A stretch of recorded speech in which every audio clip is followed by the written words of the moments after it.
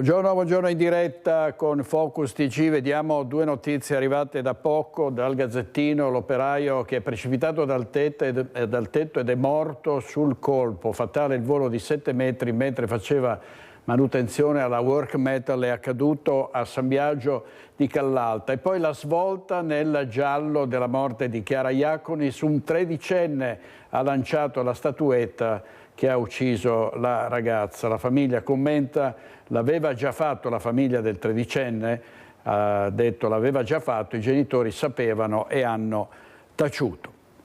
Ci occuperemo di questo con i nostri inviati, i nostri collegamenti in diretta da San Biagio di Callalta per la morte dell'operaio caduto dal tetto e per la svolta nel giallo della ragazza colpita da una statuetta a Napoli. Partiamo comunque con fatti di cronaca. Un uomo che aveva rotto il naso al direttore di gara durante una gara di seconda categoria, dopo aver ricevuto una squalifica di 5 anni, è arrivato anche il daspo sportivo emesso dal questore. Qui siamo a Padova. Dopo la squalifica ricevuta dalla FIGC di 5 anni per la violenta aggressione all'arbitro, un calciatore 37enne del San Fidenzio Polverara, squadra padovana di seconda categoria, dovrà stare lontano da tutti gli eventi sportivi per 5 anni, visto il daspo disposto dal questore Marco Dorisio. Il 37enne era stato protagonista di una violenta lite con il direttore di gara domenica 18 maggio a seguito di un'espulsione legata ad un fallo volontario durante la partita. Il calciatore si era avvicinato all'arbitro e lo aveva colpito con una testata, obbligando il direttore di gara a sospendere la partita. Al rientro negli spogliatoi di tutta la terna arbitrale, lo stesso calciatore, con fare sempre aggressivo, si avvicinava nuovamente all'arbitro e faccia a faccia, guardando anche i due guardalinee, proferiva testuali minacce: vi spacco la faccia a tutti e tre, vi ammazzo. Solo l'intervento dei compagni di squadra ha evitato il peggio. L'arbitro, un 25enne, ha riportato una frattura nasale. Il 37enne è stato denunciato in stato di libertà alla Procura della Repubblica per il reato di lesioni e minacce aggravate e, in base al provvedimento di daspo sportivo adottato nei suoi confronti, per i prossimi 5 anni sarà tenuto a rispettare il divieto di accedere ai luoghi dove si svolgono manifestazioni sportive di qualsiasi società, serie e categoria, sia in Italia che in territorio estero. Servizio di Francesco Rattai. La morte di Edoardo Zattin, il 18enne colpito da un pugno alla testa durante un allenamento in palestra a Monselice. Hanno patteggiato per omicidio colposo in cooperazione l'allenatore e i 2 rappresentanti legali della palestra. L'allenatore ha patteggiato una pena di 2 anni per i 2 rappresentanti legali della palestra di Monselice. La pena è stata invece di 10 mesi e 20 giorni. C'è un primo punto fermo nell'indagine sulla morte di Edoardo Zattin, il 18enne di Este, colpito da un pugno durante un allenamento nella palestra MUV di Monselice. Il fatto era accaduto il 22 febbraio del 2023, una giornata come le altre per Edoardo, che dopo la scuola e i compiti era entrato in palestra. Il colpo fatale, che lo ha preso in modo violento sopra l'orecchio destro, è arrivato poco dopo le 19. Immediate prima alcune manovre di rianimazione, poi il trasporto in ospedale a Padova, dove è stato dichiarato clinicamente morto il 24 febbraio a causa di una frattura della teca cranica con conseguente emorragia interna. Le indagini sono state condotte dai carabinieri, ma su quanto è avvenuto in palestra non è stato possibile ricostruire una dinamica chiara. Allora, c'è una svolta nell'inchiesta sulla morte di Chiara Iaconis, la ragazza padovana che era stata colpita a Napoli da una statuetta mentre passeggiava. Sarebbe stato a lanciarla un 13enne. Andiamo in diretta da Chiara Gaiani. Sì, buongiorno direttore, buongiorno ai telespettatori. È proprio così, è stata chiusa l'indagine della procura minorile sulla morte di Chiara Iaconis, che è morta il 17 settembre dopo che era stata colpita 2 giorni prima, per la precisione il 15 settembre. A Napoli sono aperte 2 indagini diverse, una della procura minorile, una della procura ordinaria. L'indagine della procura minorile si è chiusa a quanto insomma sarebbe emerso a lanciare la statuetta, una pesante statuetta in onice. In realtà le statuette lanciate sarebbero state addirittura 2, un ragazzo di 13 anni non imputabile, in casa anche il fratello di 14, la sua posizione però è stata stralciata. Vanno avanti le indagini della procura ordinaria, nel registro degli indagati sono iscritti i 2 genitori accusati di omicidio colposo e di omessa vigilanza, genitori che hanno sempre detto di essere totalmente estranei ai fatti e di non riconoscere i frammenti che sono stati raccolti. Sono 13 quelli che sono stati raccolti dagli investigatori sul posto. Hanno sempre detto che non appartenevano a Stato e che erano nella loro casa. Quindi diciamo che se da un lato la procura minorile ha chiuso le indagini, dall'altro vanno avanti quelle invece della magistratura ordinaria, e la famiglia di Chiara Iaconis a gran voce continua a chiedere che sia fatta giustizia, che siano individuati i responsabili della morte della loro figlia Chiara, che a Napoli in quei giorni era in vacanza con il fidanzato. Abbiamo raggiunto il papà di Chiara, Gianfranco, al telefono, non è in città in questi giorni. Abbiamo raccolto un'intervista, allora io ringrazio per la collaborazione tecnica Federico Cibotto, vi lascio all'intervista che abbiamo raccolto e al servizio, la linea poi può tornare allo studio. C'è una serie di valutazioni, di indizi che la procura minorile ha fatto, ma che non chiariscono appieno cosa sia successo, chi siano i responsabili. Quello che come famiglia attendiamo è una chiara posizione della procura ordinaria, che ancora non ha completato l'iter giudiziario, questo che è preliminare all'eventuale rinvio a giudizio. È amara la voce di Gianfranco Iaconis. La procura dei minori di Napoli ha chiuso le indagini sulla morte della figlia Chiara, colpita e uccisa il 15 settembre scorso da una statuetta caduta da un balcone mentre si trovava nei quartieri spagnoli con il fidanzato. A lanciare l'oggetto sarebbe stato un ragazzo di 13 anni non imputabile, mentre la posizione del fratello di 14 è stata archiviata. Un'indagine che è solo un primo punto, con tante domande che per la famiglia devono avere delle risposte. Noi stiamo in previa attesa, come si dice, di ricevere finalmente una notizia da Napoli che siano chiuse le indagini, che ci sia almeno per la procura uno o dei responsabili. Speriamo che tutto si svolga al più presto, ma lei conosce quanto me che i tempi della giustizia non sono certo brevi. Chiede giustizia il papà di Chiara Iaconis e non nasconde un sentimento di rabbia per quanto accaduto. Questo fa rabbia, no? Cioè, le fatalità accadono, ma se non è più una fatalità, ma è un atto evitabile, insomma, ci riempie un po' di amarezza. Le indagini vanno avanti, ci sono da chiarire le posizioni dei genitori dei 2 ragazzi.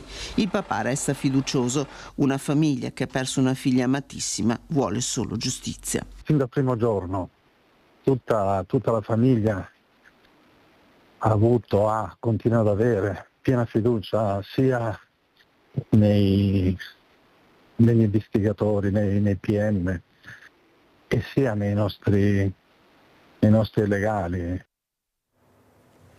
Sembra un composto dignitoso dolore del padre di Chiara Iaconis. Grazie a Chiara Gaiani e a Federico Cibotto, il nostro operatore, per questo servizio. Andiamo avanti con quanto è accaduto a Mogliano Veneto. È stato rintracciato e denunciato dai carabinieri il cittadino marocchino che ha ferito gravemente un 48enne. Mi sono difeso, ha detto, lui mi minacciava con un coltello. La vittima è ancora grave in ospedale. fatto tutto. La violenta aggressione, poi la fuga. I carabinieri hanno rintracciato in tarda serata a casa sua l'aggressore del 48enne gravemente ferito in stazione a Mogliano. Si tratta di un 47enne di origini marocchine, incensurato, segnalato solamente per un episodio di ubriachezza.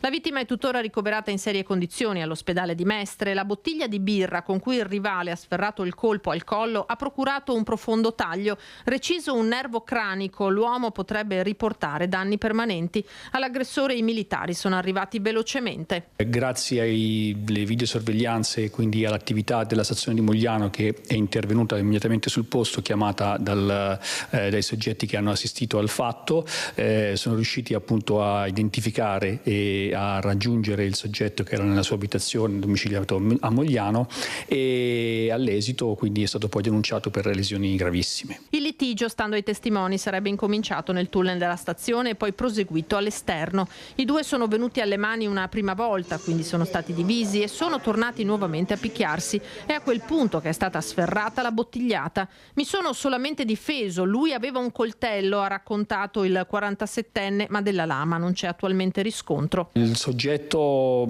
ha fatto delle prime dichiarazioni che chiaramente poi vanno tutte verificate, parlando di una aggressione da parte del ferito e della vittima, che però dovremo verificare. Sulle motivazioni non ha detto molto. Regolare sul territorio nazionale, il denunciato, così come l'aggredito, sono volti noti nella zona della stazione di Mogliano, area non nuova a episodi violenti. Le stazioni sono dei luoghi dove stazionano appunto soggetti che non sempre hanno, come dire, un normale comportamento dal punto di vista dell'ordine pubblico e della sicurezza pubblica, quindi comunque, essendo una zona di passaggio, è soggetta a particolare attenzione.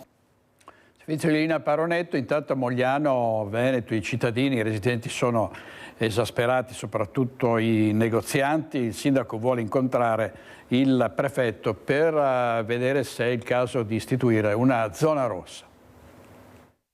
Un fatto grave quello che è accaduto ieri qui a Mogliano, un fatto che non possiamo assolutamente tollerare. Chiederò appuntamento al prefetto per capire assieme quello che si può fare e per vedere se ci sono gli estremi per istituire una zona rossa. Non usa mezzi termini il sindaco di Mogliano, che presto andrà dal prefetto. L'aggressione finita nel sangue ha scosso l'intera comunità. Gli stessi residenti chiedono che la zona venga sorvegliata maggiormente. L'idea di una zona rossa è richiesta dagli stessi cittadini. Si potrebbe provare per un periodo. Sì, vedere come funziona. Certo che può servire. Noi abbiamo il terrore, io non esco mai a buttare giù le immondizie, non so, a una certa ora, perché comunque sono tutti là distesi. Cioè c'è una delinquenza, droga, un po' di tutto. L'area che si trova a ridosso della stazione è quotidianamente presidiata da tossicodipendenti e spacciatori. Non è la prima volta, Qua succedono spessissimo liti. E questa zona qua va recintata, come hanno fatto a Treviso, va messa anche là una recinzione, perché sennò diventano dei covi dove fare queste trattative fra sti personaggi, insomma. Per droga? Naturalmente. L'uomo colpito al collo, il sangue copioso a terra, scene che hanno scioccato la gente, soprattutto perché è accaduto in pieno giorno. Potenziate già le telecamere di sicurezza, non solo, spiega il vice sindaco Leonardo Muraro. Io sto chiedendo di incrementare anche le forze della polizia locale. Da 32 ho chiesto di aumentare perlomeno 2 o 3 nuovi agenti, perché se vogliamo incrementare col progetto che sto portando avanti di creare una pattuglia serale perlomeno fino alle 8 alle 10 di sera, che possa percorrere il centro della nostra città, e non solo, abbiamo bisogno di turnazione di uomini e un maggior numero di uomini. Nella fontana ancora le tracce del sangue del 48enne ferito, la gente esasperata. Quello è vero, perché anche noi abbiamo sempre delle segnalazioni per quello che accade. Purtroppo da un quartiere, chiamiamolo piuttosto calmo, negli ultimi anni è diventato un quartiere sinceramente da aver paura, soprattutto in certe ore. Ci vuole in quella zona, ci spiega il consigliere del quartiere Ovest, un presidio fisso di forze dell'ordine. La situazione è ormai insostenibile. Servizio di Daniela Sizia e degrado e spaccio di droga anche a Vicenza. Abbiamo raccolto la testimonianza di una mamma che mentre era al parco a Campomarzo con il figlio nel passeggino è stata minacciata da un tossicodipendente, è stata minacciata di morte. Vediamo. Lei è una mamma, ieri con il passeggino e suo figlio piccolo stavate passeggiando in prossimità dell'area giochi di Campomarzo e a quel punto cosa è successo? Era pieno pomeriggio?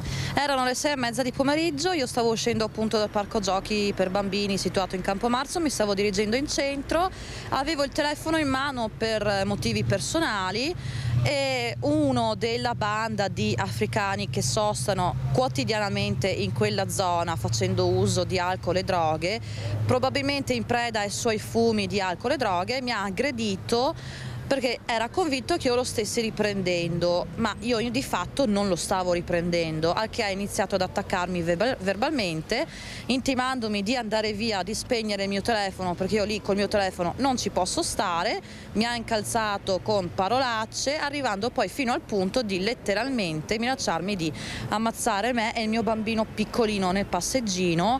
Ha ripetuto la stessa frase: ammazzo te e il bambino se non ve ne andate, per 3 volte. Questo è uno. Poi tutti i suoi compagni, che comunque erano tra all'incirca 6 e 7 persone sempre di origini africane, lo hanno comunque supportato, lo supportavano, urlavano contro me e mio figlio nel passeggino, ripeto, perché è molto piccolo. Quindi io, spaventatissima, mi sono allontanata. Nel frattempo stavo chiamando il 112, sentivo loro da lontano che ripetevano: ma si chiama la polizia, tanto non ci fanno niente. Ringrazio le forze dell'ordine e i carabinieri perché sono arrivati immediatamente sul posto. Io ho individuato l'aggressore, che poi è stato portato via nella volante, e stamattina, giovedì 29 maggio, mi sono recata alla caserma dei carabinieri e ho sporto denuncia. Ho paura, senza dubbio, ma non è solo Campomarzo, è tutta la zona del centro, quindi poi ci spostiamo a, non so, la zona del parcheggio Cattaneo, Giardini Salvi, Piazza Matteotti. Il centro è di fatto, non è più vivibile per tutte quelle categorie che sono anche magari categorie deboli come donne, bambini, famiglie, anziani e via così. Vi sentite insicuri? Ci sentiamo molto insicuri, non riceviamo delle risposte soddisfacenti da parte delle istituzioni, ci continuano a dire che sono percezioni, queste non mi sembrano percezioni, sono dati di fatto. Io come dato di fatto sporto denuncia perché comunque ho un dovere anche da cittadina, è un dovere civico. E sulla violenza dilagante a Vicenza, iniziativa del consigliere regionale di Fratelli d'Italia, Joe Formaggio. La città sta perdendo appeal e non possiamo permettercelo, quindi una zona rossa a mio modesto parere serve, perché ha funzionato nelle altre città dove è stata applicata e funzionerà anche in centro a Vicenza. Questione sicurezza a Vicenza che secondo il consigliere regionale di Fratelli d'Italia Joe Formaggio non può essere rimandata, specie alla luce dei recenti episodi di violenza che si sono consumati in centro storico, come l'aggressione ai danni di un cittadino per aver richiamato un giovane al rispetto delle regole. Per questo Formaggio rilancia sulla volontà di avviare una raccolta firme tra i cittadini che vorrebbero fossero istituite zone rosse nei quartieri caldi della città. Uno non può venire in una delle città più belle del Veneto, terza Confindustria d'Italia, nel senso ricca, bella, e deve essere una città pulita. Non si può prendere un pugno in faccia perché si dice a una persona che il cane sta facendo i bisogni in un angolo e deve pulire. Non si può, non è permesso e non staremo zitti.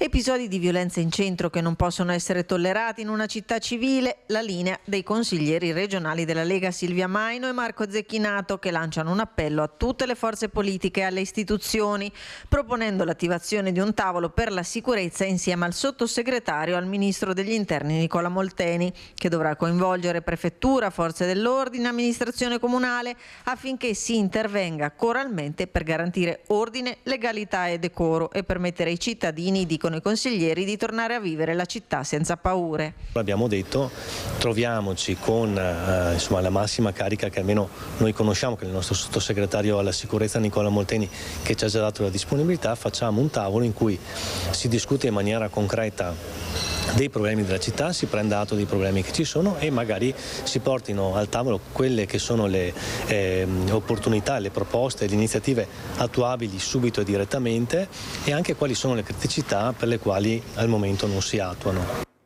Servizio di Luisa Bertini, oggi in regia Francesca Pezzo e Italo Morao. Adesso andiamo in diretta da Christian Raboit perché ci sono stati danni nell'Alta Marca per un'ondata di maltempo con grandine, vento.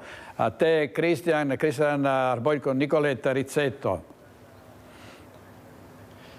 Buongiorno direttore da Miane, epicentro di quella che ieri sera è stata una vera e propria emergenza maltempo, come hai detto te, un fenomeno improvviso ma molto violento. Le immagini che siamo in grado di mostrarvi parlano chiaro di una torrente di grandine, un vero e proprio torrente di grandine che si è sviluppato nel centro di Miane. Le immagini che vedete sono relative proprio al centro. Siamo all'altezza del ristorante da Gigetto, un locale molto noto, e si è creato proprio questo torrente di grandine, anche di una certa consistenza, non solo grandine, anche vento forte qui a Miane ma anche nella zona di Farra di Soligo. Immediatamente i due sindaci hanno attivato i COC, i centri operativi comunali, con la protezione civile che è subito intervenuta, come qui per l'appunto a Miane con noi il sindaco Moreno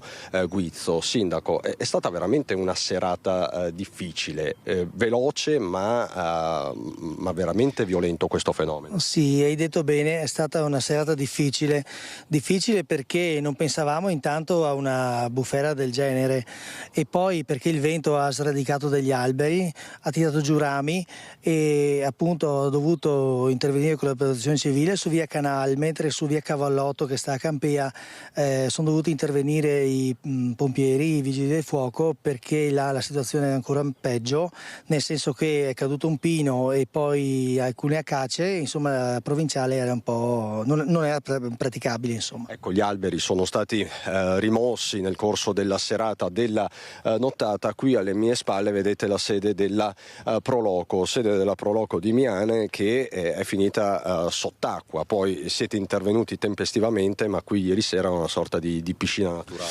Sì, allora ieri sera mentre la protezione civile lavorava fuori, qui c'erano i volontari della Proloco che appunto stavano tirando fuori acqua, poveretti, perché alla fine le porte, gli infissi non hanno tenuto, l'acqua è entrata e si sono trovati appunto con un lago dentro nella struttura. Strade chiuse qui a Miane come a Farra di Soligo, situazione difficile anche nella zona di Valdobbiadene. In corso ci sono anche c'è la conta dei danni sull'agricoltura, sui vigneti, non tanto per la grandine quanto per il vento, ma è una situazione in evoluzione. Vi daremo tutti gli aggiornamenti nel corso dei telegiornali della sera, sentendo gli addetti ai lavori.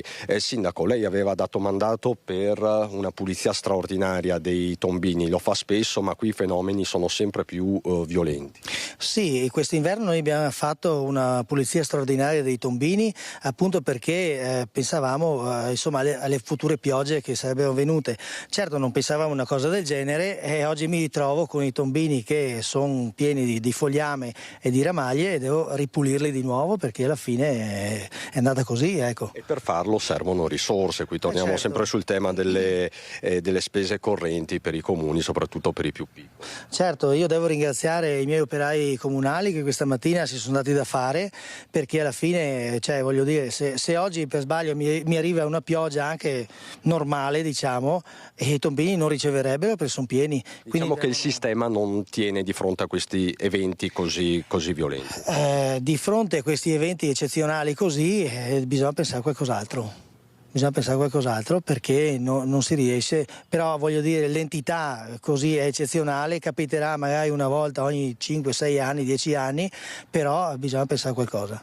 La cella temporalesca di ieri sera è la stessa che si è battuta su Feltre e sul Feltrino, poi è arrivata qui a Miane, Farra di Soligo, zona di Valdobbiadene, e poi appunto è andata perdendo fortunatamente consistenza anche verso Treviso. Grazie sindaco Moreno Guizzo. Tra l'altro ieri sera si sono anche registrati dei blackout nella zona soprattutto di Soligo. È stata una notte di super lavoro per la protezione civile e per i pompieri. Oggi la situazione è nella norma, fortunatamente, in attesa di un'estate che si preannuncia come sindaco. Speriamo bella, perché le premesse non sono positive, però insomma speriamo nella bella stagione. Lo speriamo tutti. Grazie davvero sindaco Moreno Guizzo. Per il momento da Miane è tutto. Con Nicoletta Rizzetto, direttore, ti restituisco la linea. Grazie molte a Christian Arboit. Intanto vediamo alcuni titoli del Corriere del Veneto. Operazione Mare Ionio, l'equipaggio di Mediterranea a processo. L'ira di Luca Casarini dice si tratta di un processo ai soccorsi. Qui si parla di profitto illecito.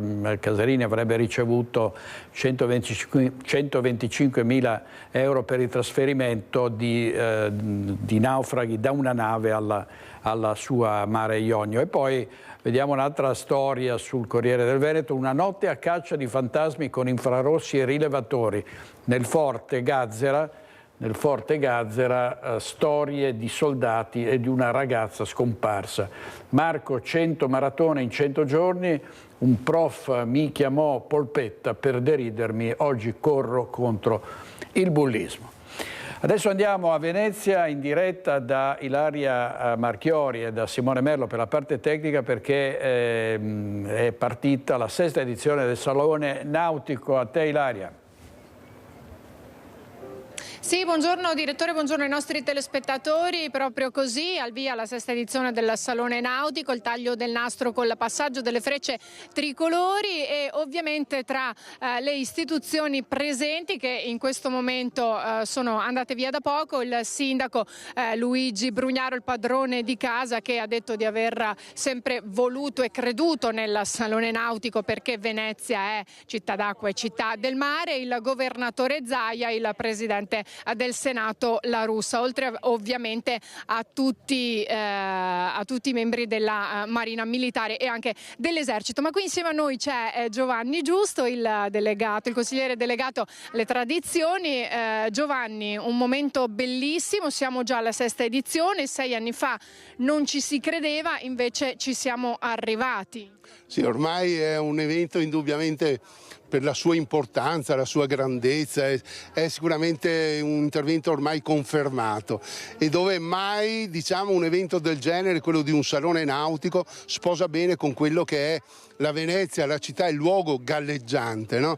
E poi qui all'interno del famosissimo Arsenale di Venezia, dove gran parte delle cose che oggi raccontiamo, leggiamo della nostra storia, sono state possibili proprio partendo da questo posto, dove nasce addirittura la catena di montaggio, no? Quando si dice usciva una nave al giorno è perché erano talmente ben organizzati da spostare, non mantenere il manufatto fermo in uno stesso luogo, ma spostarlo di tesa in tesa fino a dopo entrare al Rio delle Galeazze e uscire in bacino di San Marco e prendere il mare. Quindi un luogo fantastico sicuramente, dove andare a riproporre quella che è la sua natura, cioè l'esposizione dell'eccellenza, va bene, delle barche, di manufatti galleggianti che poi vedremo in tutto il mondo, ma anche di manifestare quella che è la continuità all'interno della storia di Venezia, della costruzione delle nostre imbarcazioni, che non è mai cessata. E infatti abbiamo dei padiglioni dedicati a far vedere quello che i veneziani spontaneamente, tra virgolette naturalmente, continuano a fruirne, cioè le barche tipiche lagunari, che magari qualcuno pensa siano idee di questo secolo, di questi anni. In realtà abbiamo imbarcazioni che noi voghiamo normalmente che hanno quasi più di 1000 anni, e continuiamo a riprodurle e a produrle, quindi un qualcosa di veramente interessante. pulsante. E poi era giusto dare a questo ambiente, questo storico ambiente, questo cuore pulsante, quello che era una riproposta di una corretta, insomma, dignità. I valori di Venezia sono questi, siamo quelli che galleggiano, e quindi ospitare tutto quello che galleggia è non soltanto il nostro dovere ma anche il nostro orgoglio. E ricordiamo anche che prima il sindaco Brugnaro si è augurato che anche dopo la sua amministrazione chi arriverà al suo posto possa continuare con il Salone Nautico. Ricordiamo oltre 270 espositori, oltre 300 imbarcazioni che ora noi ci recheremo a vedere, magari possiamo andare anche insieme. Qui dall'Arsenale è tutto, restituisco la linea allo studio. Grazie molte Ilaria Marchiori e Simone Merlo. Torniamo alla notizia di apertura, ci collegheremo tra poco per l'ennesimo incidente sul lavoro, un operaio che è precipitato dal tetto ed è morto sul colpo. È stato fatale il volo di 7 metri mentre faceva manutenzione alla Work Metal, azienda di Fagarè nel comune di San Biagio di Callalta. Torniamo a Vicenza perché c'è di nuovo allarme, vi dicevamo per lo spaccio, per la droga. Sono stati ripresi mentre si bucavano in pieno giorno davanti all'asilo Fogazzaro, è una segnalazione arrivata dalle mamme. Per noi Luisa Bertini e Simone Squarcina con Giulia Gennaro, dirigente di Fratelli d'Italia. Siamo a pochi passi dalla scuola materna Fogazzaro, dove ancora una volta i genitori hanno segnalato la presenza di chi fa uso di sostanze stupefacenti durante il giorno a pochi passi appunto dalla scuola dove sono i bambini. Io sono in compagnia con la dirigente di Fratelli d'Italia Giulia Gennaro e con 2 persone che vivono la zona e il quartiere. Quali sono le problematiche ancora una volta riscontrate? Giusto, insomma, questa settimana mi è stato girato l'ennesimo video di 2 tossici che stavano facendo uso di sostanze alle 9 di mattina nei pressi della scuola. Dopo 2 mesi dal nostro ultimo intervento, in cui, come potete vedere, sono state anche tagliate le siepi, nulla è cambiato, poiché comunque all'interno delle siepi ci sono ancora i resti di uso di sostanze, ci sono escrementi di queste persone che vengono qui e fanno un po' quello che gli pare. Quindi l'amministrazione al momento non sta facendo nulla per risolvere un problema molto grave che si palesa ogni giorno nei pressi di una scuola materna molto frequentata. Ecco, un SOS che arriva anche dai residenti, perché questa non è la prima segnalazione. Poco tempo fa c'erano stati altri video proprio qui nelle vicinanze, in prossimità del ponte. Insomma, che cosa chiedete? Assolutamente sì, risale ormai a 3 mesi fa alla mia scorsa intervista, proprio nei pressi di questa zona davanti alla materna del Fogazzaro, in cui si trovava di tutto ormai, siringhe, cucchiaini, stagnole con i quali si fa questa gentaglia, e chiediamo che questo scempio possa finalmente finire una volta per tutte. Ecco, l'avete sentito, questo è l'SOS dei residenti che abbiamo raccolto. Ringrazio i nostri ospiti per essere stati con noi. Allora, restiamo a Vicenza perché al parco giochi di via Adenauer protestano i residenti della zona, dicono lo stato di abbandono di questa zona verde ormai intollerabile, perché c'è erba alta, ci sono giochi rotti, insomma c'è il solito degrado. Vediamo. Erba alta, giochi rotti, cancelli che restano aperti, bagni inutilizzabili. I residenti fanno i conti con le condizioni in cui versa il parco giochi di via Adenauer, dietro la chiesa di San Giuseppe, segnalandone la pericolosità. Dallo scivolo chiuso al trenino con legno marcito e chiodi in vista, pericolosi per i bimbi, alle buche profonde sul terreno, a panchine che vengono utilizzate da persone che dormono e bivaccano lì. Le famiglie che frequentano l'area chiedono si facciano lavori per la messa in sicurezza. Andiamo a segnalare quella che è la non messa in sicurezza del parco, soprattutto un parco dedicato ai bambini. È inaccettabile avere delle giostre con chiodi piuttosto che legno, marce, chiodi di fuori, che comunque possono essere un potenziale causa anche di incidenti da parte dei bambini. Inoltre il terreno disconnesso, che comunque potrebbe essere anche una causa di caduta da parte degli anziani che magari accompagnano i bambini piuttosto che farsi una passeggiata. Anche i bagni da quasi un anno circa segnalati che non funzionano, segnalazioni fatte che non funzionano, mai sistemati, quindi comunque è una mancanza di non manutenzione da parte, diciamo, del comune. Punto di riferimento per le famiglie del quartiere, i cittadini ne chiedono la manutenzione. Qui nel circondario ci sono diverse scuole, asili che alle 4, bene o male, quando i bambini tutti escono, viene sovraffollato appunto dai vari bambini che per dedicarsi un po' di tempo e giocare. Quindi sicuramente è molto pericoloso, perché ci vogliono 2000 occhi a controllare, anche che i cancelli non funzionano, quindi entra e esce chi vuole, non c'è un minimo, diciamo, di manutenzione per garantire la sicurezza dei bambini. Ad animare la discussione anche il fatto che a poche centinaia di metri sia stato costruito un nuovo parco giochi, di qui l'appello. Abbiamo erbacce alte. Poi è successo anche che ci sono delle persone, nonostante ci siano i controlli, che dormono comunque nelle panchine e con i bagni rotti, quindi la cosa è un po' preoccupante visto quello che sta accadendo e che è accaduto nei mesi scorsi, diciamo, in città per i nostri figli. Quello che chiediamo è appunto, prima di costruire e mettere a norma un nuovo parco, di cercare di mettere in sesto quello che già attualmente è ben funzionante ed esistente.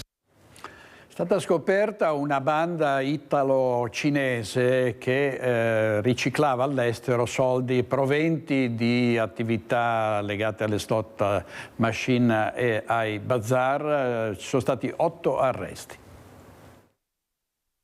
Riciclaggio di denaro, frutto di attività illecite come la prostituzione nei centri massaggi, ma anche di normali ristoranti, maxi market, negozi di abbigliamento, sottratto al fisco. Soldi che venivano raccolti da un'organizzazione italo-cinese e poi trasferiti all'estero su conti anch'essi cinesi. La squadra mobile di Treviso ha dato esecuzione a 7 ordinanze di custodia cautelare in carcere e una agli arresti domiciliari nei confronti di 3 imprenditori italiani, un 65enne di Castelfranco, un 61enne di Casale di Scodosia e un 36enne di Bassano del Grappa, e 5 cittadini cinesi residenti tra Solesino, Monselice, Treviso e Bologna. Sono accusati a vario titolo di associazione a delinquere finalizzata al riciclaggio di denaro e al suo trasferimento fraudolento all'estero nell'ambito dell'operazione ribattezzata Tesori d'Oriente. Erano i 3 italiani, imprenditori del settore del recupero e smaltimento dei metalli, a favorire il transito del denaro in conti correnti cinesi all'estero previo il trattenimento di una percentuale. Treviso e Padova, le province maggiormente interessate dalla raccolta di denaro, estesa tuttavia anche ad altre zone di Veneto, Friuli ed Emilia-Romagna. A Solesino la base logistica, al cui interno era stato ricavato un vano nascosto nel pavimento utilizzato per occultare i contanti. Le indagini, avviate a novembre, sono proseguite fino ad aprile. In circa 4 mesi, 5 mesi di indagine noi possiamo ipotizzare un volume, diciamo, facendo una stima abbastanza anche prudenziale, un volume di denaro trasferito che si aggira poco sopra il €1.000.000. Nelle perquisizioni che sono attualmente ancora in corso sono già stati trovati più di €150.000 occultati con varie modalità. Operazioni finanziarie fraudolente, false fatture, ma anche l'uso di applicazioni cinesi come WeChat e Alipay, i metodi utilizzati per far sparire il denaro. Le indagini ora proseguiranno con l'analisi degli smartphone degli arrestati, che la mobile ha sequestrato insieme a un'auto attrezzata con un doppio fondo. L'attività dell'imprenditoria sana noi la vogliamo non soltanto preservare, ma custodire attraverso il contrasto di queste operazioni di speculazione che sicuramente incidono e fanno del male alla nostra economia. Poco meno di un mese fa a Mestre l'uccisione di Giacomo Gobbato, e in tribunale è stato mostrato il video shock che ha ripreso le fasi dell'uccisione di quel ragazzo. Nell'udienza per l'omicidio di Giacomo Gobbato davanti alla Corte d'Assise di Venezia è stata ricostruita la tragedia avvenuta la sera del 20 settembre scorso in Corso del Popolo a Mestre, quando Jack e l'amico Sebastiano Bergamaschi furono accoltellati dal 38enne moldavo Sergej Merieshvili per salvare una donna che lui stava rapinando. In aula sono state mostrate le immagini riprese dalle telecamere di videosorveglianza dove si vede Giacomo appena colpito al petto muovere alcuni passi poi cadere a terra. Immagini viste per la prima volta dai familiari, dalla mamma e dal fratello scoppiato in lacrime in aula avvolto nell'abbraccio della mamma. Presente anche il 38enne moldavo che ha chiesto scusa ammettendo la sua colpevolezza e dicendo di dover stare in galera. Secondo Matteo D'Angelo dell'associazione Altobello in Cammino, quello che è accaduto lo scorso settembre non ha però modificato la situazione. Episodi violenti di questo tipo si sono susseguiti, ci sono stati ulteriori accoltellamenti, si sono rinvenute sempre più ragazzini in possesso di lame, forbici, quindi sotto questo punto di vista non è cambiata. Il sacrificio di Giacomo sotto il punto di vista della maggiore attenzione delle autorità non ha portato a quello che speravamo. L'amministrazione sta dimostrando che oltre ad aver sbagliato in principio a smantellare i servizi sociali e quindi a creare e aggravare situazioni di marginalità e di esclusione sociale, lo stesso caso dell'omicida di Giacomo era un soggetto che non era pregiudicato, era un soggetto ai margini della società e sono centinaia le bombe pronte ad esplodere a Mestre, tutte conosciute dalle associazioni che vivono e operano nel territorio, sono tutte conosciute, ma l'amministrazione arriva sempre dopo. Un aspetto positivo però c'è stato, dice D'Angelo. Di positivo c'è stata una cresciuta consapevolezza della cittadinanza, consapevolezza che già aveva cominciato a crescere con le prime marce, le prime rivendicazioni del coordinamento Riprendiamoci la città e poi è esplosa con la grande manifestazione organizzata dagli amici di Giacomo, dai ragazzi del Rivolta. E la consapevolezza che ci si salva tutti assieme, ci si salva solo se tutti assieme si lavora per il bene della città, per il bene comune. Sabato 31 maggio ricorre il primo anniversario della tragedia del Natisone. La famiglia e gli amici di Patrizia Cormos si ritroveranno alle 13 sul greto del fiume per ricordare Patrizia, Bianca e Christian. La sorella Giulia ha voluto ricordare il suo percorso di vita trascorso assieme. Giulia, è un anno che Patrizia non c'è più. Ricorda qualcosa di bello qui per noi e per chi ci sta ascoltando di tua sorella? Qual è la cosa più bella che ti viene in mente quando pensi a lei adesso? Quando penso a lei penso che la ricordo sempre ridere, cioè anche l'ultimo giorno quando io stavo per partire giù a Fano per fare delle competizioni con la scuola, mi ricordo che non riuscivo proprio a dormire perché lei rideva così tanto, urlava mentre rideva, poi si buttava giù dal letto dalle risate. Questi sono i più bei ricordi che ho di lei mentre rideva, mentre mi abbracciava. Questi sono i miei, cioè quelli che ho sempre in testa. Questo perderla così improvvisamente, cosa ha provocato in te? Beh, io sinceramente, a me mi ha fatto veramente tanto male, però so che sono sempre stata bene con lei e anche prima che lei se ne andasse io ho parlato con lei, quindi proprio lei se ne stava andando via di casa per andare là e io l'ho chiamata e quindi sono felice che almeno ho potuto sentirla per l'ultima volta. Come te la immagini adesso, Patrizia? Beh, sempre col sorriso in faccia, con una sigaretta in mano, infatti lei mi fumava sempre in faccia e diceva Giulia tu non fumare mai e mentre mi fumava addosso e con una sua giacca di pelle perché lei la indossava sempre ovunque andava con degli occhiali da sole in testa e lì a guardarmi sempre. C'è un frangente della tua giornata, della tua vita adesso in cui senti che ti manca tua sorella, come sorella, come amica, come spalla su cui appoggiarsi? Sì, molte volte a scuola, perché quando vado giù a mangiare passo lì per i laboratori dell'Accademia delle Belle Arti e lì la incrociavo sempre, cioè il mercoledì, il venerdì la incrociavo e mi fermavo lì a parlare con lei, la abbracciavo e quei ricordi durante la giornata adesso mi mancano, perché quando passavo dicevo guardate lei mia sorella. Tu adesso incontri anche quelle che erano le sue compagne di corso, parlate ogni tanto di lei, so che c'è anche perché ce l'ha raccontato anche tua mamma, so che c'è un bel rapporto adesso con le ragazze, con i ragazzi che studiavano con Patrizia. Sì, loro sono delle persone fantastiche, cioè gli voglio un mondo di bene, cioè sono fantastici, ci hanno sempre aiutato molto in questa situazione e ogni volta cercano di sostenerci, di aiutarci in tutti i modi, quindi sono molto delle brave persone. Da quando Patrizia non c'è più tu hai scelto di cambiare camera, sei qui dove stiamo facendo questa intervista, che era la camera dove dormiva Patrizia. Beh, io ho fatto questa scelta per tenere sempre le sue cose accanto a me e per darle sempre una seconda vita, cioè come continuare quello che lei aveva cominciato, quindi riuscire a fare quello che lei non ha potuto continuare. Tra pochi giorni sosterrai l'esame di terza media, tra 2 settimane ci sarà questo appuntamento per te importante, poi andrai alle scuole superiori, sappiamo che hai voluto fare una tesina di fine scuole medie dedicata proprio a tua sorella. Ci puoi anticipare qualcosa? Come hai pensato di strutturare questo testo in ricordo di Patrizia? Beh, ovviamente ne ho dovuto cominciare a parlare con i professori, loro già a conoscenza del fatto mi hanno aiutato, sostenuto e sono riuscita a collegarlo in tutte le materie, cioè non c'è una materia che non sono riuscita a collegare e per adesso manca solo studiarlo, però è tutto fatto. Sei mai stata sul Natisone? Dopo quello che è successo sì, anche molte volte, però anche prima eravamo andati a Cividale per una gita e siamo andati sopra il Ponte del Diavolo, sopra il Natisone, quindi sì, cioè, avevo già presente di quel fiume. Ci sarai anche sabato? Beh, ovviamente, cioè, ormai non c'è modo che io non ci sia, perché ormai fa parte della mia vita. Ormai devo convivere con questa situazione che andrà avanti per sempre.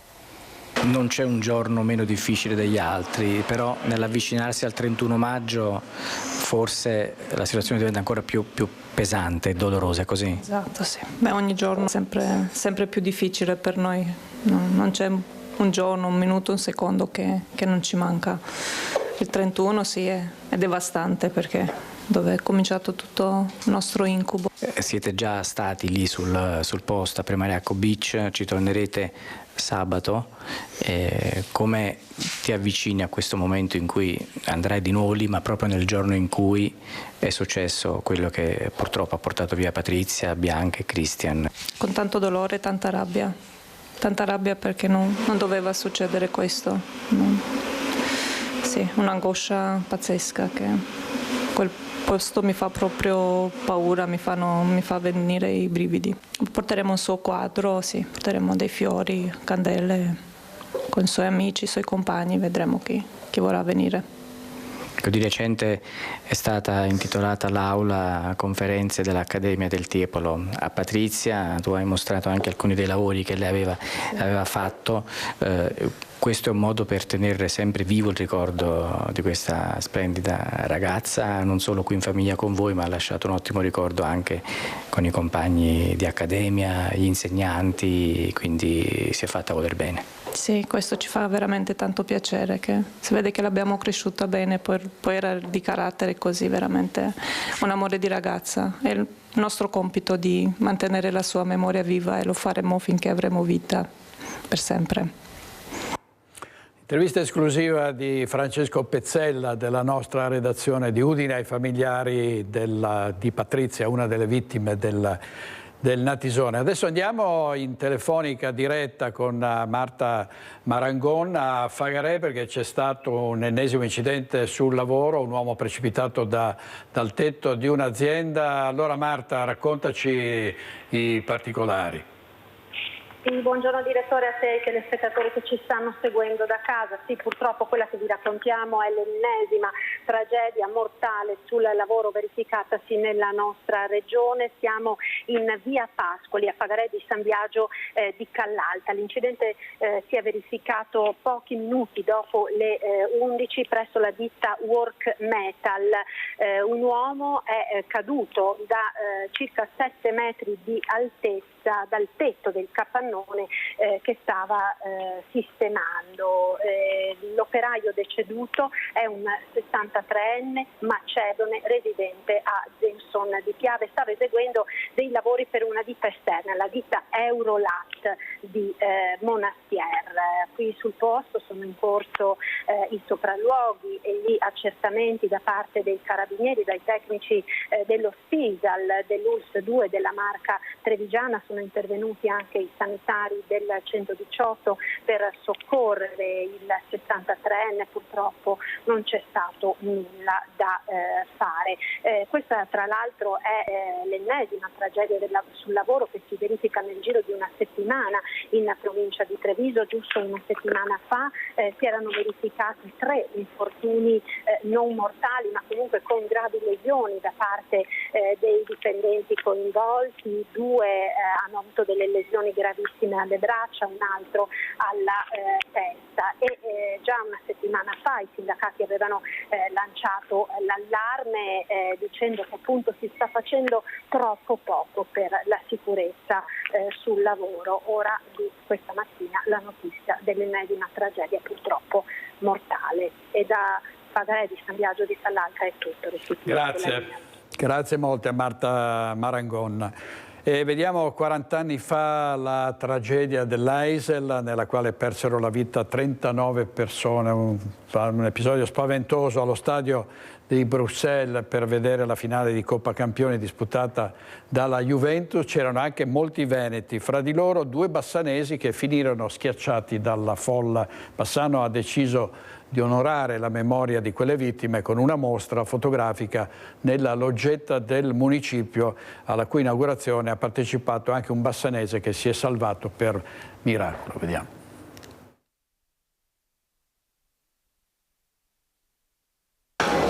40 anni fa, proprio in questo giorno, il mondo scopriva che si può morire andando a vedere una finale di Coppa dei Campioni.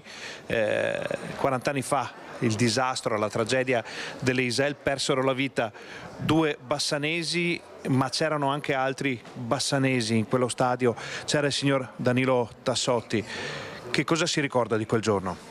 Mi ricordo che sono cose che faccio fatica anche a parlare adesso dopo 40 anni, ma non ho dormito per 10 giorni, non ho più dormito alla notte, mi sono sempre stato. E cosa vuol dire? È successo di tutto, purtroppo è successo di tutto e si poteva evitare. Non si può fare una finale come campioni in uno stadio così, uno stadio che tutta la gente si ammassava sui portoni e i portoni si aprivano per dentro e dopo tiravano le bottiglie rotte, rompivano le bottiglie e tiravano le bottiglie. Le cose che a spiegare è impossibile spiegare proprio come è andata la storia, però sta meglio che si è fatta la partita, perché se no c'era del disastro, se no facevano la partita succedeva sicuramente un disastro. Signor Tassotti, lei come ha fatto a salvarsi? Era in una zona in cui non si sono verificati le... Era nella zona, proprio anche nella zona che ero dietro, davanti avevo 57 persone per terra. E purtroppo sono passato sopra, anche so se erano vive o morte, però purtroppo a un certo punto devi salvarti. E niente, dopo ero accompagnato con un mio amico. Per fatalità questo mio amico era un interista, no? E ci siamo salvati anche perché lui mi ha tenuto proprio con forza, perché se cadevo ero morto. E cosa dire, sono cose che mi trovo là perché ho visto sembrava la zona più sicura. Appena entrati ho visto un po' la maretta degli inglesi, andiamo là che il posto più era uguale perché era uguale. Siamo salvati, è stato un miracolo, non so che, perché purtroppo succede che cosa che io non ho più visto una partita da 40 anni fa, solo qualche mezzo tempo per televisione, ma al stadio non sono più andato. Noi con questa testimonianza da brividi, da pelle d'oca, veramente vogliamo introdurre la mostra che è stata allestita nella loggetta del municipio di Bassano del Grappa. Qui sono riportate le 39 vittime, ricordiamo anche 2 bassanesi, ci sono delle foto, ci sono dei materiali straordinari di quell'epoca, perché il motto è sempre quello, per non dimenticare. Grazie molto a Ferdinando Garavello. Vediamo dal Corriere delle Alpi un orso nel Sopracroda, siamo nel Bellunese, ripreso dalle videotrappole, un orso di grosse dimensioni che si aggira in quella zona in cerca di cibo, con arnie distrutte. E di cibo parliamo adesso con Federico Fusetti in diretta, perché è una piaga che va combattuta nel momento in cui aumenta la povertà, è quella degli sprechi alimentari. A te Federico. Buongiorno direttore, buongiorno ai telespettatori. Dici bene, una piaga, veramente numeri impressionanti quelli che riguardano lo spreco alimentare. Qui siamo a Cittadella, nella sede di Etra, con Renzo Rigon, perché abbiamo sentito raccontare di questo progetto che si chiama Fino all'ultima briciola. Pensate che ognuno di noi ogni anno getta via almeno 30 kg di rifiuti, ma sono numeri che sono davvero impressionanti in generale. Allora qui ho Flavio Frasson, che è il presidente di Etra, Antonella Argenti, che è il presidente del consorzio Brent. Insomma, lei alla fine rappresenta anche tutti i sindaci di questo territorio, che sono 66. E con questo progetto cosa volete fare? Recuperare i rifiuti e ridistribuirli, ma anche educare. Sicuramente la nostra sensibilità con questo progetto è quella di restituire dignità a tutto quello che potrebbe diventare rifiuto. Non tutto rifiuto è spazzatura, questo è importante. Nel caso specifico il dato dei 30 kg che lei ha citato riguarda esclusivamente quello che è lo spreco. In realtà produciamo circa 100 kg di secco pro capite, quindi sono numeri esorbitanti che ci fanno capire come purtroppo il rifiuto può diventare un inquinamento, ma può diventare anche opportunità, e questo avviene attraverso anche il dimezzamento dello spreco alimentare. Mi piace ricordare che la FAO ci dà dei numeri impressionanti: 1/3 della produzione mondiale viene sprecata. Vuol dire che 1/3 di quello che dovrebbe essere utilizzato e quindi poter diventare risorsa non viene utilizzato e diventa in questo caso rifiuto e quindi inquinamento.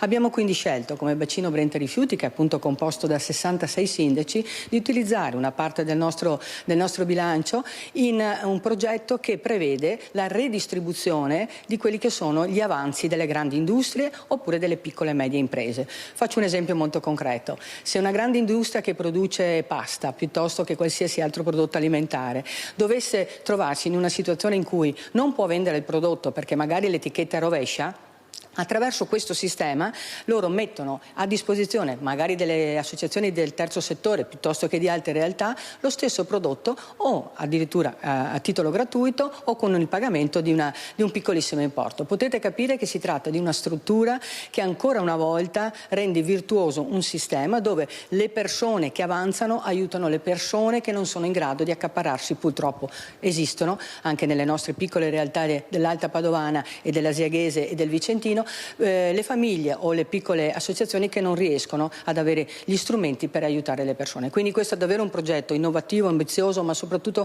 con un grande valore sociale, che ci aiuta ad aiutare le persone attraverso un sistema strutturato dove il rifiuto diventa opportunità e risorsa. Flavio Frasson, presidente ETRA, di rifiuti ve ne intendete, e Antonella Argenti ci ha spiegato bene anche la parte pratica di questo progetto. C'è una parte educativa, insomma, che comunque è anche molto importante, che avete sposato anche voi nel mettere in pratica questo progetto. Sì, innanzitutto va precisato che non si tratta di un rifiuto qualsiasi, è rifiuto, fra virgolette, spreco alimentare. Quindi sono tutte quelle produzioni in eccedenza che un ristorante, un negozio, un produttore ha e che dovrebbe smaltire come umido di norma. In questo caso viene recuperato.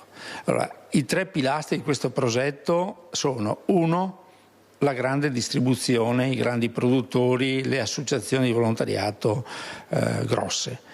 Il secondo pilastro sono i piccoli negozi, i produttori, anche i cittadini normali che nel loro cucinare quotidiano devono essere educati a non sprecare. E il terzo è quello delle scuole, il mondo delle scuole attraverso le mense. Allora, abbiamo festeggiato il progetto e la conclusione del progetto di educazione all'ambiente la settimana scorsa alla Palude di Onara. Questo è un altro progetto dedicato alle scuole ed è di educazione alimentare, perché i bambini sono i nostri principali sponsor. Grazie a Flavio Frasson, grazie a Antonella Argenti. Direttore, io e Renzo Rigonti restituiamo la linea. Grazie molte a Federico Fusetti, a Renzo Rigona, ai loro ospiti. Adesso andiamo in pubblicità, 2 minuti, torniamo subito.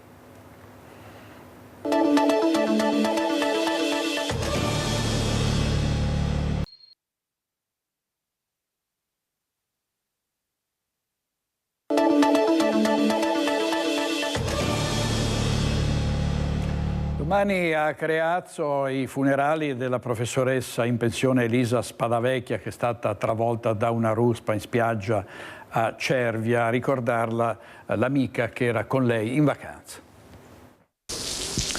Una tragedia che ha toccato tutta la comunità vicentina, in modo particolare la comunità di Creazzo. Siamo in compagnia con un'amica di Elisa Spadavecchia che era lì con lei a Cervia per passare questi giorni che dovevano essere giorni di spensieratezza e giorni di vacanza e si sono trasformati in una tragedia. Voi come siete stati avvisati e cosa è successo in quel giorno? Io per prima, diciamo, abbiamo visto che l'Elisa non era arrivata a pranzo, non era tornata dalla spiaggia, l'aspettavamo a pranzo, eravamo tutti a tavola e ci siamo accorti del posto vuoto, di lì le telefonate, come ho già detto, ma ancora prima a noi era stata, a me personalmente e a mio marito, avevamo avuto una notizia di questo incidente avvenuto un paio d'ore prima, un'ora e mezza prima, che noi scoprissimo che l'Elisa non c'era più. Per cui quando ho visto che l'Elisa non era ritornata, a me subito il pensiero mi è andato là, ho detto Madonna, non sarà mica. Poi abbiamo ricevuto la telefonata dei carabinieri che ha detto che avevano il telefono, ci siamo precipitati là e così abbiamo scoperto che era lei, quella signora che io sapevo essere già stata tragicamente schiacciata. Voi avevate passato qualche ora anche la sera prima ballando, insomma, in spensieratezza? Abbiamo fatto dei giochi di società dove lei era la prima a iscriversi, come sempre, era molto allegra, allegrissima, sempre, gentilissima. E quindi avevamo passato in allegria quei giochi, con l'intento l'indomani poi di fare dell'altro, sulla spiaggia, di fare ancora cose. Questo era il nostro scopo, stare insieme, divertirci. Invece si è rivelato essere una tragedia. Quello che così tutte le volte che la chiamavo mi faceva piacere che lei dicesse sempre al telefono ciao cara, dimmi tutto. Ecco, questo non mi era mai successo, che qualcuno ciao cara, dimmi tutto. E me la faceva amare ancora di più. Questo ricordo, il suo sorriso, la sua disponibilità a risolvere i problemi che io magari le sottoponevo di ordine pratico. Venerdì, il giorno dei funerali, cosa portate nel cuore e direte qualcosa a proposito? Quello che porterò sempre, io ho questo nodo qui che non mi lascia, almeno da quando è successo non mi ha ancora lasciato. Porterò nel cuore solo sempre il suo sorriso, quello che porteremo tutti, perché era amica di tutti. Intervista di Luisa Bertini. Adesso andiamo in diretta da Francesco Pezzella della nostra redazione di Udine, perché è in corso il processo per l'uccisione dell'imprenditore giapponese Shinpei Tominaga. A te Francesco. Sì, buongiorno direttore, qui siamo in tribunale ad Udine, è iniziata alle 11 l'udienza preliminare davanti al giudice Roberta Paviotti per il processo a carico di Samuele Battistella, Daniele Vedama e Abdallah Jomai, tre ragazzi trevigiani che sono accusati tutti e tre di omicidio preterintenzionale in concorso di Shinpei Tominaga per i fatti che avvennero nella notte tra il 21 e il 22 giugno del 2024. Il concorso è materiale per Samuele Battistella, che fu lui a sferrare il colpo che poi provocò la caduta di Shinpei Tominaga e la grave frattura al cranio che ne causò il decesso pochi giorni dopo in ospedale. Per gli altri due ragazzi il concorso è morale. Ha fatto la sua requisitoria del pubblico ministero Laura Collini, in questo momento sta parlando l'avvocato di una delle parti civili, poi ci saranno ovviamente anche le arringhe da parte dei difensori. In aula è presente Daniele Vedama per la prima volta, mentre si è collegato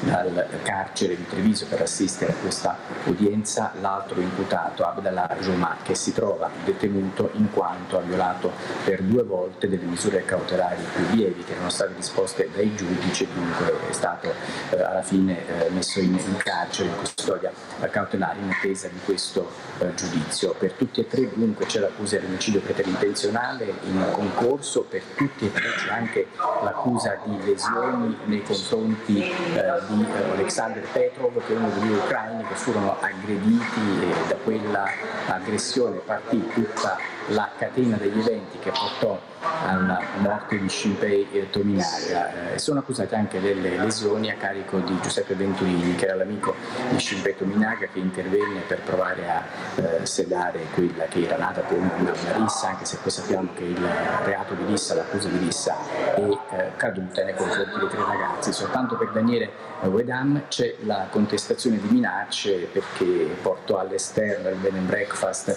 da dove erano alloggiati dei ragazzi trevigiani in quel weekend ad Udine, portò fuori un coltello da cucina con cui minacciò i ragazzi ucraini all'esterno. Uno dei due, Alexander Petrov, fu quello che era peggio, perché fu aggredito, pestato, scappò in via delle Pelliccerie e si rifugiò nel buonissimo kebab, dove fu raggiunto dai tre ragazzi e dove Samuele Battistella poi sferrò il colpo che è risultato, come abbiamo detto, causa della caduta e della conseguente morte di Shinpei Tominaga. Oggi potrebbe esserci già la sentenza da parte del giudice per l'udienza preliminare Roberta Paviotti, o comunque dovremmo essere in grado di conoscere la richiesta del pubblico ministero di condanna per i tre ragazzi che sono stati rinviati a giudizio, come ho detto, per omicidio preterintenzionale in concorso di Shinpei Tominaga. Dal Tribunale di Udine al momento è tutto, se ci saranno aggiornamenti vi terrò naturalmente informati. A voi la linea. Grazie molte a Francesco Pezzella della nostra redazione di Udine. E vediamo quali sono invece le novità nell'inchiesta per la morte a Trieste di Liliana Resinovic. Sono 15 i punti su cui si focalizza la richiesta di incidente probatorio che il pubblico ministero Ilaria Iozzi ha depositato al GIP Flavia Mangiante per chiedere nuovi esami sui reperti già analizzati per il caso Liliana Resinovic. Viene richiesto un vero e proprio riesame, secondo quanto sarebbe scritto sul documento. Il PM chiede analisi dattiloscopiche, merceologiche e genetiche, estrazione e verifica del DNA, con sequenziamento ultramassivo anche alla luce delle nuove tecnologie. Insomma, la richiesta è chiara, va rianalizzato tutto: il cordino che avvolgeva il collo di Liliana, il materiale trovato sotto le suole delle scarpe, l'impronta guantata rinvenuta su uno dei sacchi che avvolgevano il corpo della donna, i peli trovati sui sacchi e sui vestiti di Liliana e molto altro.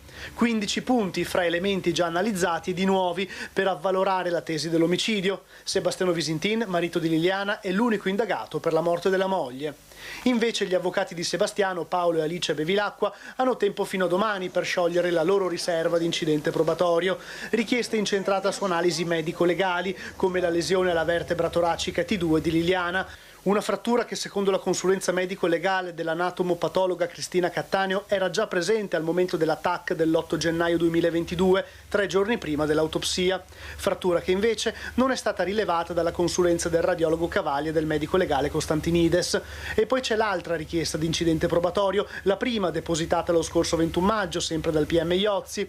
L'udienza, già fissata per il 23 giugno, è volta ad acquisire la testimonianza dell'amico intimo di Liliana, Claudio Sterpin, in ordine ai suoi rapporti con Liliana, a quelli della vittima con il marito Sebastiano, a quelli della coppia Resinovic-Visintin e la loro cerchia di amici. I legali di Sebastiano si erano opposti a questa richiesta del PM in quanto Sterpin, si legge nella nota degli avvocati, non è un test chiave sul contesto omicidiario e perché le sue documentazioni di salute non sono certificate. Secondo il GIP invece Sterpin possiede i requisiti per il carattere dell'urgenza dell'incidente probatorio, rientra nella categoria dei cosiddetti grandi vecchi, si legge nell'ordinanza, vale a dire le persone di età compresa fra gli 85 e i 99 anni. Sterpin, viene ricordato nel documento, ha dichiarato nel corso di alcune interviste di soffrire di una grave patologia. Ad ogni modo, scrive il GIP, bisogna tenere conto dell'età di Sterpin ben superiore all'aspettativa di vita media, a prescindere dalla patologia di cui lo stesso ha riferito di essere stato colpito. E questa è l'inchiesta ancora, il giallo di Trieste con Sebastiano Visintin accusato, indagato per l'uccisione della moglie, sospettato di essere stato lui a picchiarla e poi a soffocarla. Un'altra terribile vicenda, quella di Lamon, un omicidio-suicidio, non ci sarà il funerale per Vladislav Gaio, che ha ucciso il figlio 17enne Riccardo prima di togliersi la vita, una storia spaventosa con un ragazzo di 17 anni che non aveva nessuna colpa, che è stato ucciso dal padre che voleva vendicarsi in questo modo dell'ex moglie. È ancora forte l'emozione per la morte di Riccardo, ucciso dal padre Vladislav, che dopo il terribile gesto compiuto si era a sua volta tolto la vita sparandosi. Per lui non ci saranno funerali. Dopo la cremazione le ceneri verranno affidate al comune.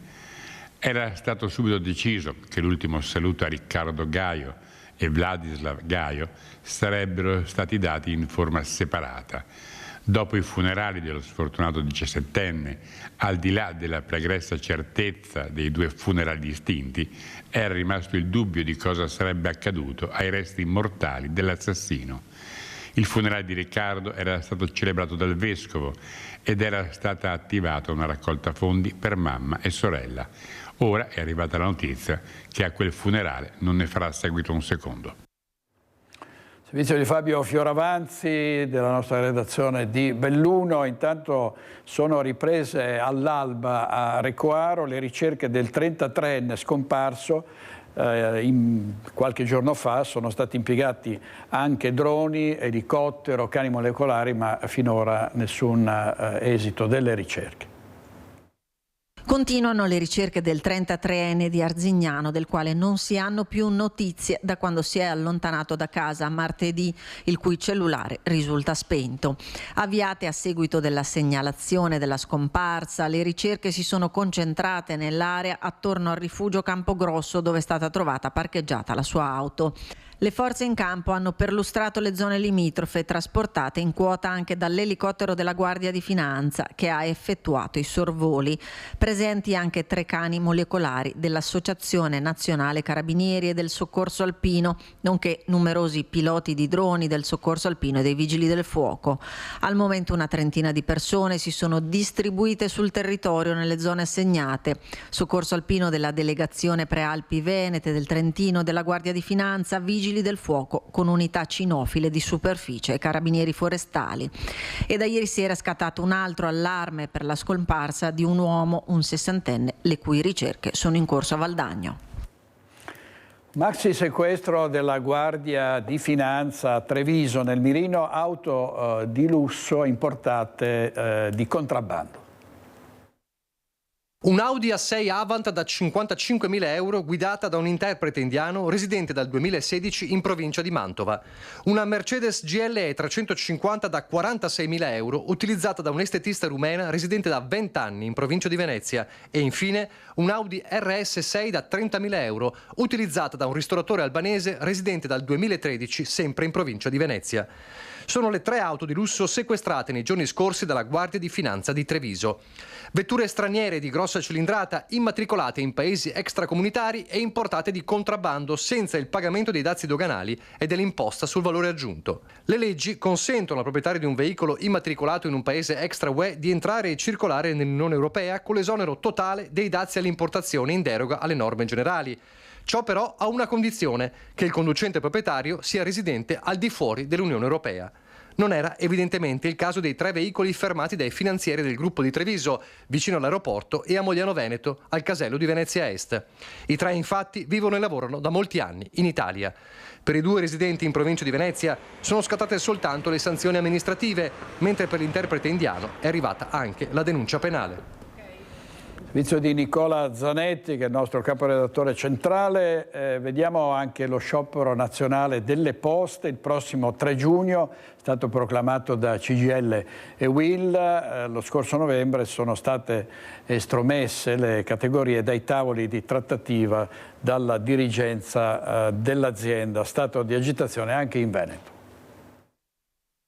Salario e diritti non devono essere solo promesse vane da parte di una grande azienda come Poste Italiane. Così i sindacati CGIL e UIL lanciano lo sciopero nazionale previsto per il prossimo 3 giugno. Le 2 sigle sono state escluse a novembre dal tavolo delle trattative. Poste arbitrariamente ha deciso di escludere da 2 rinnovi, da 2 accordi sul mercato privati e recapito, CGIL e UIL, le ha escluse arbitrariamente. Quindi noi con questo sciopero cosa chiediamo? Che CGIL e UIL siano presenti a quei tavoli e rivendichiamo i 2 accordi che sono stati siglati, sono al ribasso, quindi peggiorano servizi e condizioni di vita dei lavoratori. Al centro della protesta il piano di riorganizzazione che prevede tagli degli organici che renderanno sempre più difficile garantire servizi agli sportelli e di consegna della posta. Già ora mediamente un cliente attende 40 minuti in ufficio postale, c'è il rischio che aspetterà di più perché Poste ha preso più servizi da svolgere ma con meno personale. Idem lato recapito, quindi Poste farà più logistica e tralascerà quello per cui è nata, il servizio essenziale. Anche in Veneto ci sarà una manifestazione con una mobilitazione proprio il 3 giugno sotto la sede di Mestre di Via Torino. Con questi 2 accordi siglati, lato sportelleria, ci sarà una riduzione incredibile di personale, vale a dire per chi rimane più lavoro e per la cittadinanza più di servizio. Sul recapito invece un investimento non chiaro dove anche lì ci sarà più precariato e di conseguenza ci sarà anche lì riduzione di qualità nel servizio.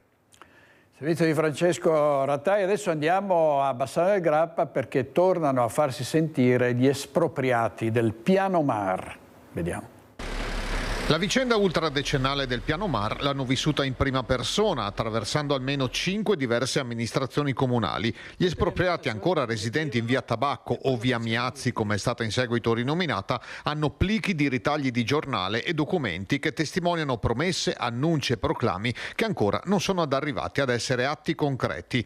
Qui a ridosso della ferrovia c'era un ristorante ormai chiuso da alcuni anni, non essendoci certezze né prospettive sul futuro. Noi chiediamo che la situazione venga presa in mano, ma soprattutto progredisca nel fare più che nel dire, perché sono troppi anni che aspettiamo e abbiamo bisogno di chiarezza, abbiamo bisogno di sapere che cosa si farà e vogliamo chiedere un incontro con l'amministrazione comunale, in particolare con il sindaco e gli assessori, per appunto capire che cosa stanno facendo. L'esproprio nei confronti dei privati qui ancora residenti è stato emesso e anche rinnovato e nel frattempo le persone invecchiano. Mia mamma ha comprato qui nel 97 con la prospettiva che dovevano solo fare una piccola strada che andava dritta dalla stazione fino a Cabaroncello e ha detto la compro lo stesso, tanto a me va bene la casa, affitto il magazzino ed era tranquilla. Cosa succede? Che poi gli arriva l'esproprio che sembra che buttino giù tutta la casa e lei fa sì, la buttino pure giù, ma capiamoci anche nei soldi e tutto quanto, non può certo regalargliela perché lei si trova senza casa. Da 60 anni che ha comprato la casa, adesso ne ha 88 e ancora non si sa come va a finire la cosa. Fare lavori nelle case potrebbe essere una spesa inutile, ma anche fare manutenzione sul verde non è facile se appartiene ad un'altra proprietà. Ma c'è anche un problema di viabilità. Chiedo a questa amministrazione, la strada qua serve per il benessere di Bassano, per il comune, per la viabilità o serve per la ditta Umeria? Perché se serve per il comune di Bassano, a mio avviso ed è poco che so, si dovrebbe espropriare, combinare con noi proprietari e fare questa benedetta strada in modo da alleggerire il traffico anche in via Parolini. Prigionieri delle decisioni non prese, questi cittadini ribadiscono la loro richiesta. Diteci, ripeto come ho ripetuto l'altra volta, cosa dobbiamo fare noi? Siamo stanchi. Servizio di Mirko Cavallin. Dalla Germania al Sudafrica, passando dagli Emirati Arabi, sono arrivati a Venezia i delegati delle prime grosse imprese internazionali pronte ad investire nella ZLS del porto. L'assessore Marcato annuncia un forte interessamento anche da parte del Giappone.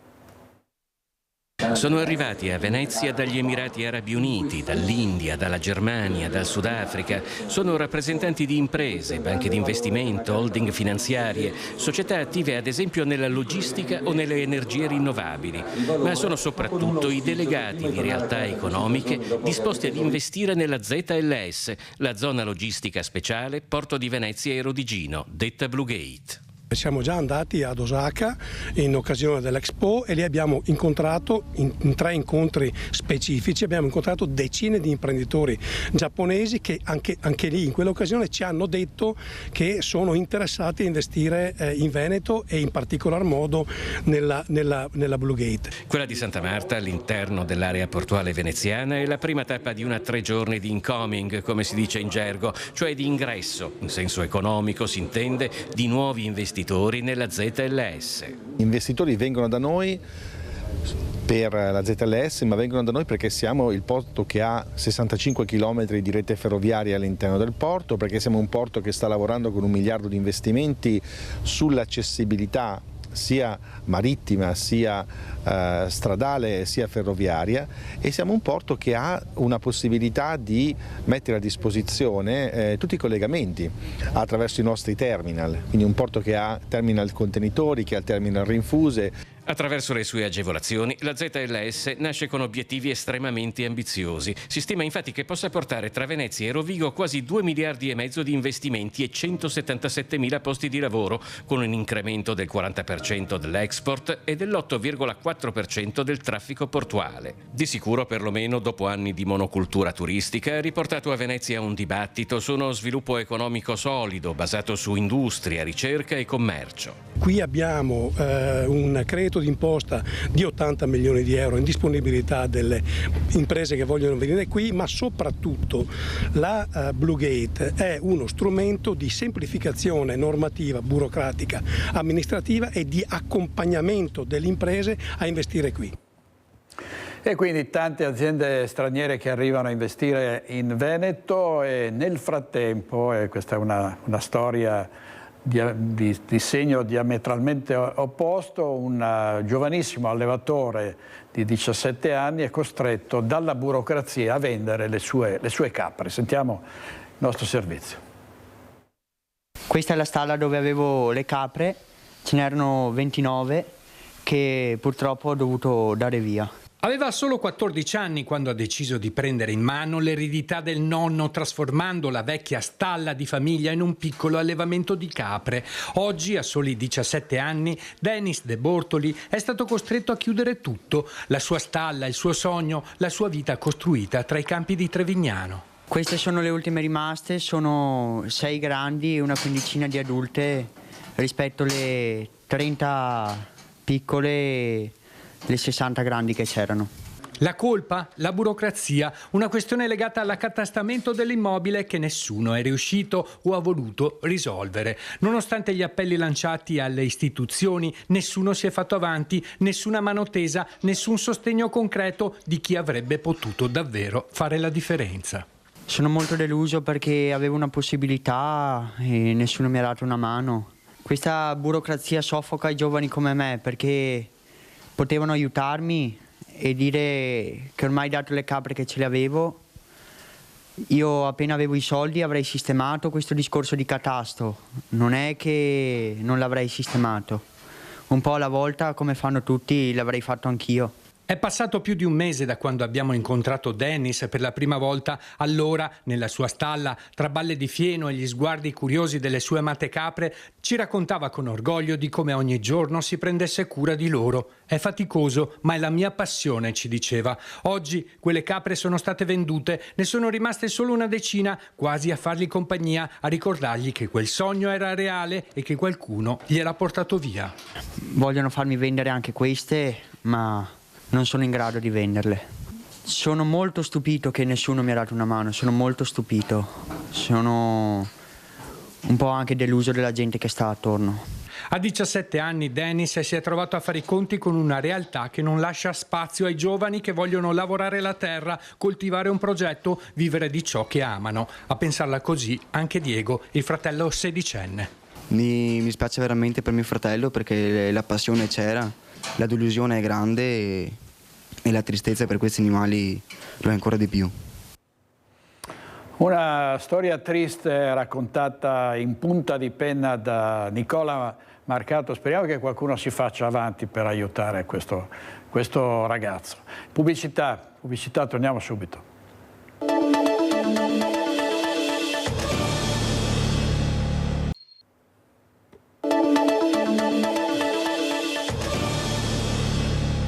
La musica per far conoscere e apprezzare ancora meglio le Dolomiti, 4 concerti gratuiti in località suggestive per portare la gente a scoprire queste località. Vediamo. Dolomiti Arena, Slow Mountain Music Festival, una cassa di risonanza per il territorio montano bellunese. Sono concerti gratuiti organizzati per far conoscere i luoghi più suggestivi della provincia. L'edizione 2025 della rassegna si articolerà su 4 appuntamenti.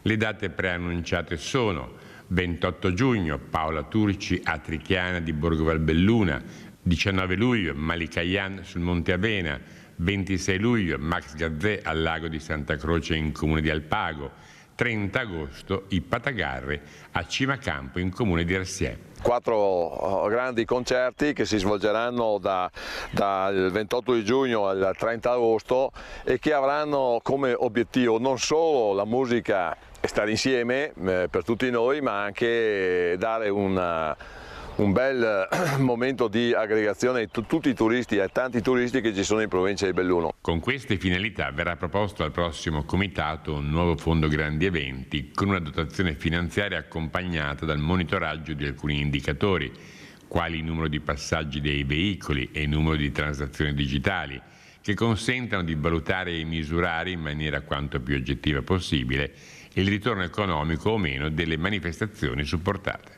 Il fondo sarà un fondo che verrà presentato la prima settimana di giugno al Comitato, sarà un fondo che avrà la capienza di 2,5 milioni di euro biennali e che sicuramente avrà anche delle misurazioni degli interventi. Ad intervento e a finanziamento corrisponderà anche un'analisi di questo, e questo è un passaggio fondamentale per avvicinarti un po' a quello che fa la provincia di Trento e che in qualche maniera diventerà poi un modello da seguire anche nel futuro. Un 18enne accerchiato e picchiato dal branco a Masera. Andiamo in diretta da Cristian Arboit e Nicoletta Rizzetto. A te, Cristian.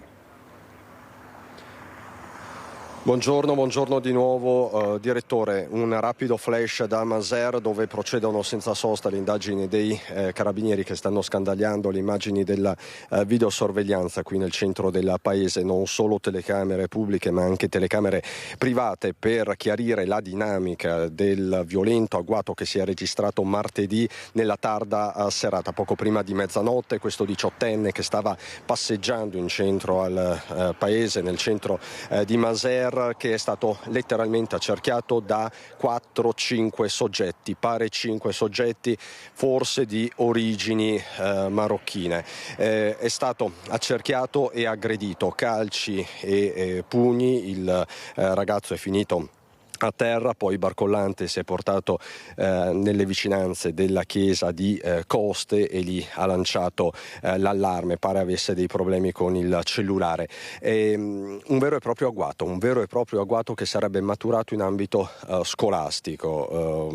Il ragazzo vittima dell'agguato e uno degli aggressori, anche se l'identificazione è in corso, frequenterebbero la stessa scuola e il litigio sarebbe maturato lì. Da lì appunto l'agguato che ha portato questo 18enne di Maser al pronto soccorso con ferite giudicate guaribili in 20 giorni. Chiaramente i carabinieri continuano con le loro indagini perché a quanto pare appunto non c'è la certezza di tutti gli aggressori, appunto dell'identikit degli aggressori che hanno accerchiato e appunto malmenato questo 18enne di Maser. Per il momento è tutto, con Nicoletta Rizzetto ti restituisco la linea. Grazie molto a Christian Arboit. Chiudiamo qui questa edizione del telegiornale del Focus TG. Vi ricordo gli ospiti di questa sera Focus: Vanessa Beghin, Stefano Dall'Agata,